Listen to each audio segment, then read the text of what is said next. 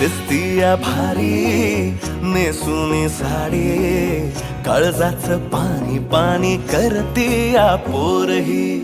अदा क्यूट वाली गावरान बोली, खट्याळ थोडी माझ्या काळजाची चोरही.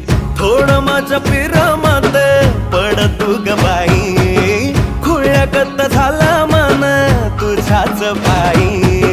आता मला लागली या लग्नाची घाई, नाही आता बोलू नको अग माझी राणी.